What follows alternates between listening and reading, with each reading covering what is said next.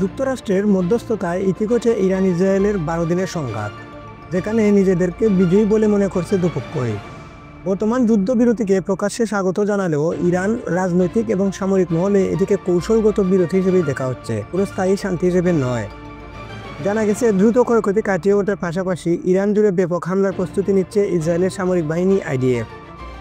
আরব ভিত্তিক সংবাদ সংস্থা মিডল ইস্ট আই এর প্রতিবেদন অনুযায়ী এই মুহূর্তে ইরান তার পারমাণবিক নীতিগুলো নতুন করে সাজাচ্ছে।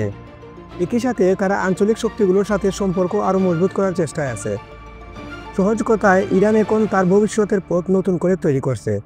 ধারণা করা হচ্ছে, যুদ্ধবিরতি চলাকালে সে দেশের নীতি নির্ধারকরা প্রতিরক্ষা নীতিগুলো পুনরায় পর্যালোচনা করবেন। এর মধ্যে নৌ সক্ষমতা এবং সাইবার অপারেশন অন্তর্ভুক্ত থাকতে পারে। পাশাপাশি তারা একটি দীর্ঘমেয়াদী প্রতিশোধের কৌশলও করবেন। ভবিষ্যতে যে কোনো আকস্মিক হামলার প্রতিরোধে নিজেদের বিমান প্রতিরক্ষা ব্যবস্থা শক্তিশালী করবে। সাম্প্রতিক যুদ্ধ থেকে ইরান যে সবচেয়ে বেশি শিক্ষা নিয়েছে তা হলো, একটি সক্ষম ও উন্নত বিমান বাহিনী ছাড়া আর কোনো যুদ্ধের বিজয় অর্জন করা সম্ভব নয়। ক্ষেপণাস্ত্র ও ড্রোনভিত্তিক প্রতিরোধের ওপর ইরানের নির্ভরতা কিছু কৌশলগত শক্তি দেখালেও এর দুর্বলতাই বেশি প্রকাশ পেয়েছে। উন্নত বিমান এবং ইলেকট্রনিক যুদ্ধ ক্ষমতার মুখে এই ধরনের ব্যবস্থাগুলো একেবারেই দুর্বল।